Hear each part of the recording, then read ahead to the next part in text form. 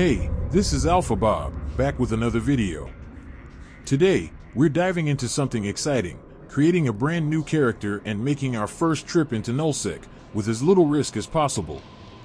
This fresh character skipped the tutorial and headed straight to Jita. Alpha Bob sent over 15 million ISK to get started, enough to buy and fit a solid beginner exploration ship.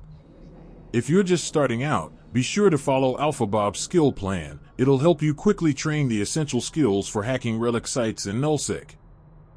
Welcome to Pchvin Trading Hub. Please note there has been reports of scammers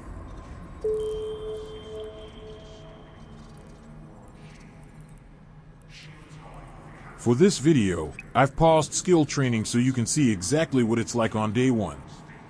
But trust me, once your skills start to level up, you'll scan down sites faster and fail hacks a lot less often.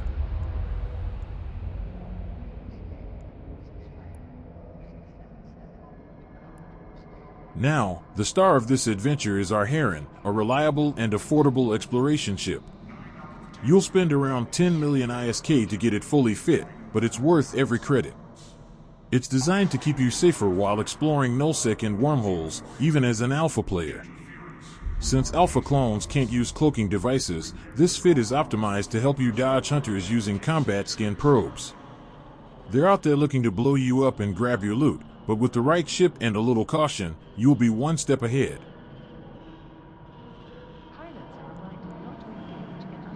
Now we're buying a new Heron and grabbing all the equipment needed for this fit.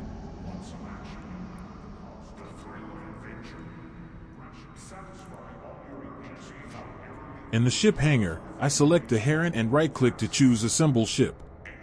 This is where you can name your ship, and while I'm sticking with the default name for now, choosing the right name can actually help keep you safe.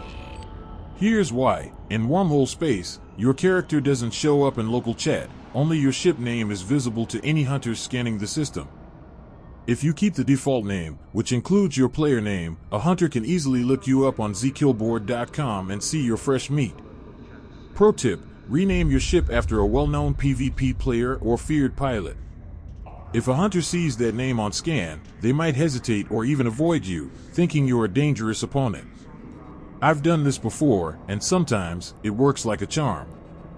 Now let's talk about the gear that protects you, kind of like a cloak would. We're going to take the ECCM script and load it into a compact sensor booster.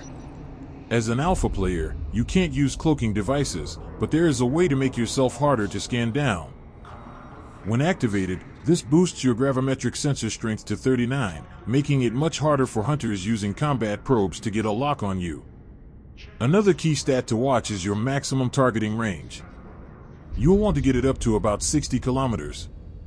That way, when you're running relic sites, you can target all the containers from a distance, no need to fly around to each one. It saves time, reduces your risk, and helps you finish sites faster. To enter Nullsec, we're going to use the Noise 5 needlejack filament. I like to carry at least 5 of these. They're cheap, and you might need a few tries to land in a good system. To exit Nullsec, you'll want a Triglavian inbound filament. Look for the cheapest among the Border 5, Home 5, or Internal 5 options. Any of these will jump you from Nullsec into Pochven space. Grab 2 of these, one for use, and one backup, just in case. From Pochven, we'll exit back to High or Lowsec using the Glorification 1 div and a filament.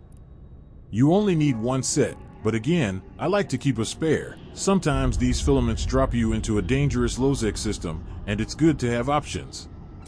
Important, make sure to move all your filaments into your ship's cargo hold before you undock.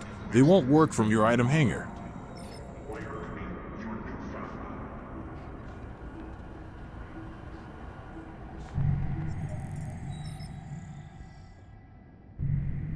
To use a filament, you'll need to be at a bookmark far away from any stations, gates, or structures.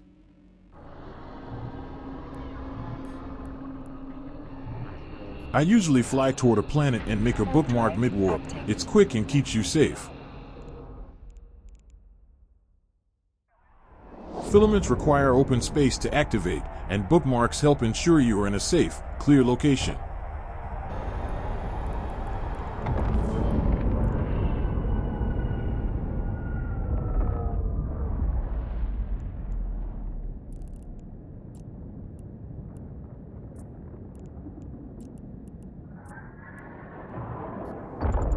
there are two more requirements before you can jump. Safety settings, right-click the green in your HUD and set it to partial safety, or lower. Be in a fleet, even if you're solo, right-click the center of your HUD, go to Pilot, then select Form Fleet with. Now you're a fleet of one, and good to go. Since this is a brand new character, you'll also see me adjusting my UI and windows to get everything just how I like it.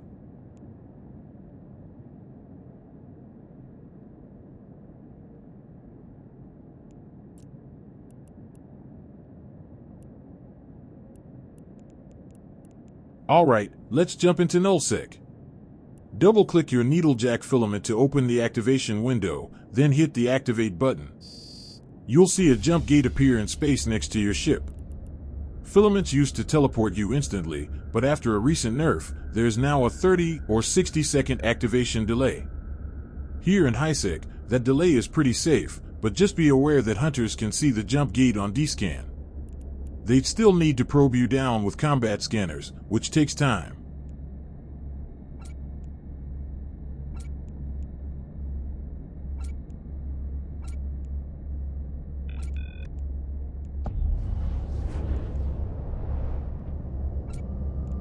Once the time is done, we can activate the gate and jump our ship.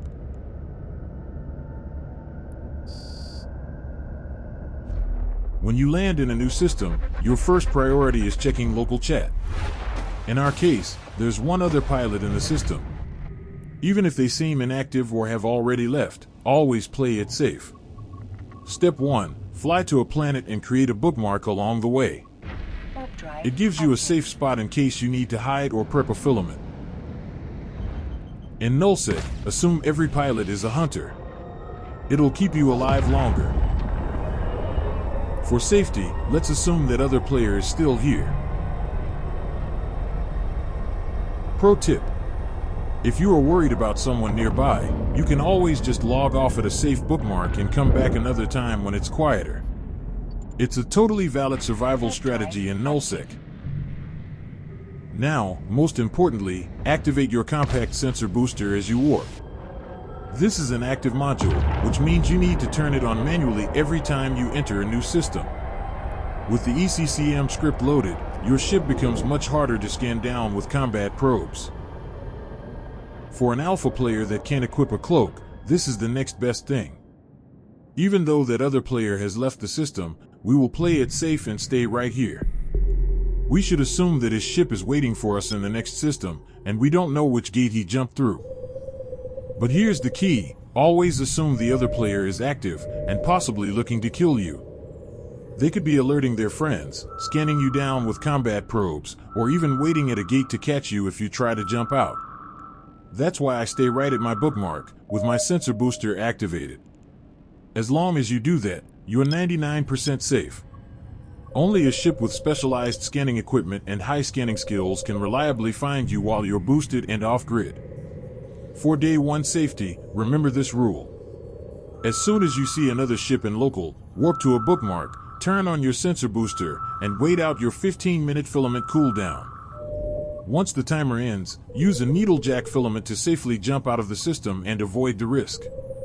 If you're done exploring and want to head back to HiSec, you can instead use your Triglavian filaments to jump into Pochven, then use a Devena filament to exit back to known space.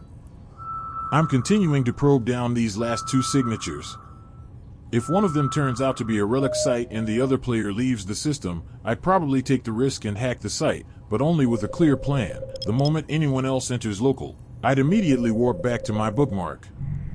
As you get more comfortable with exploring, you'll start to take bigger risks, but always with a backup plan.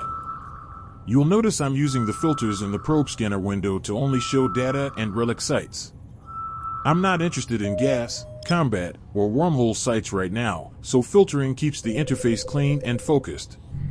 Also, you can see I'm struggling a bit with this last scan. That's totally normal, and with just a few days of skill training, your scanning strength will improve and make this process much easier. I'm also keeping an eye on D-scan, watching for combat probes. But ideally, I'd like to spot what kind of ship the other player is flying. That would tell me how dangerous they might be. The great thing about this Heron fit is that it's built for safety. Even if I left my ship idle at this bookmark for the next 10 minutes, I'd still be completely safe. But to save you from the boredom of those 10 minutes, I will jump ahead in the video.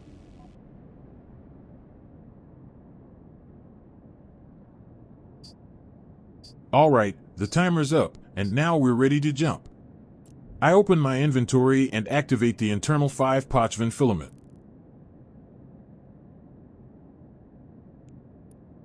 This one has a 30-second delay. Now technically, during this time, a hunter could scan down the jump gate, but I'm not too worried.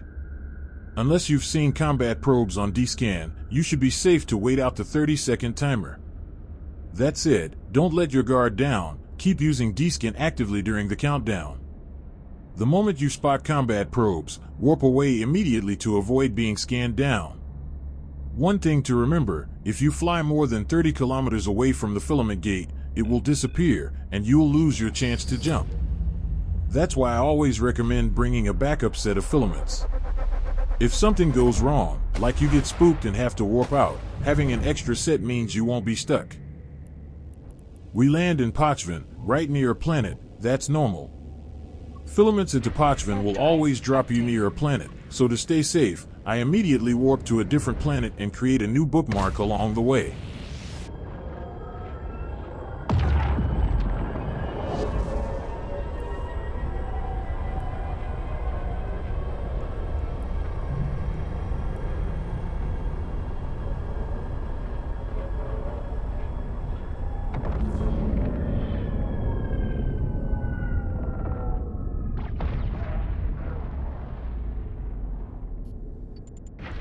Drive active. Once I'm at that bookmark and my sensor booster is active, I'm safe again, even here in Pochven. Keep in mind, Triglavian space is like wormhole space. Players don't show up in local unless they actually say something in chat. That means you have no warning if someone is nearby. So unlike wormholes, which are often quiet, Pochven can be full of players, and you'll have no idea. That's why we're playing it safe and staying put. Since there's still over 13 minutes left on the filament timer, I'm going to skip ahead until something interesting happens.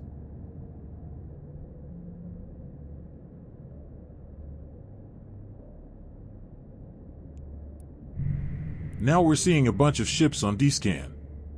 I right-click one of them and see they're mostly battleships, nothing too threatening. But the Flycatcher and Loki ships could be hunters. Also, there's a warp disruptor probe out, definitely something to keep an eye on.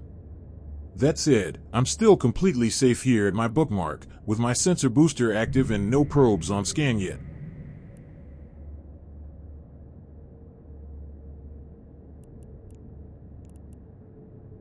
To narrow things down, I change my D-scan angle to 15 degrees. This lets me space-click on each planet and gate to pinpoint where some of these ships might be. It's a good way to build situational awareness.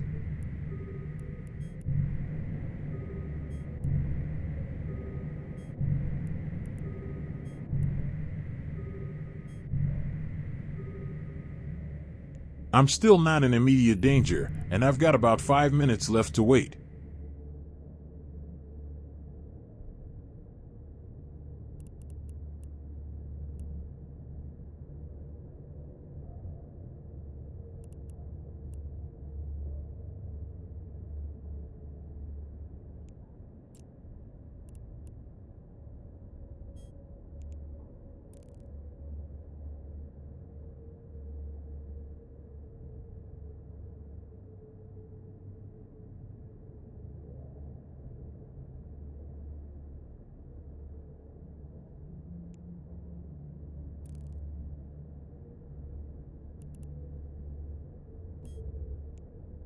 I do a quick rescan of one of the planets, just to be sure it's clear before I make another bookmark. Always good to have a few escape options ready.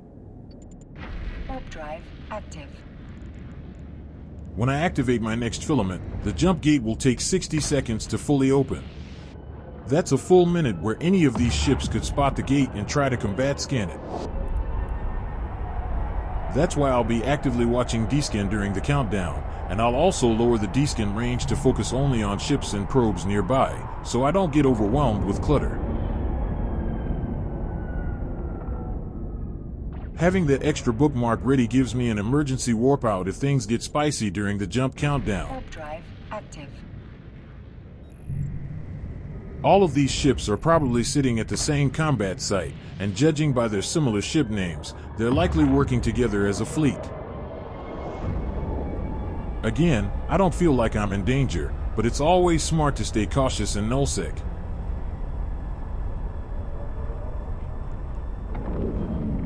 With just 3 minutes to go, I'll skip ahead one last time.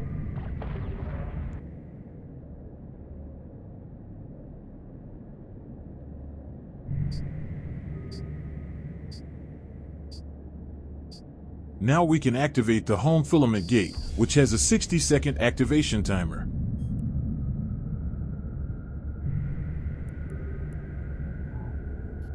As long as you're running descan every 5 to 10 seconds, you'll stay perfectly safe. The only real danger is if combat probes appear on scan. That's your cue to warp out fast. And remember, if you're not feeling safe during this timer, you can always log out at your bookmark and return later when it's clear.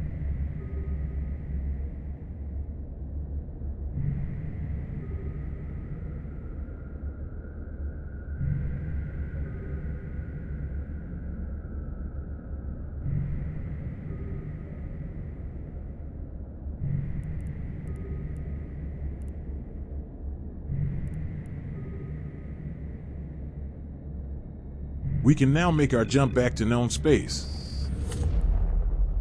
This last filament will drop you somewhat close to a trade hub, usually Jita.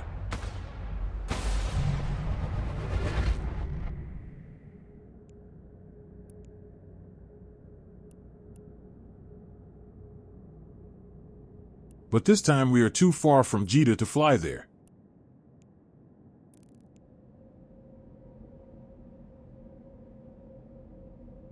I now check how close we are to Amar. 9 jumps isn't bad, and no low security systems to fly through.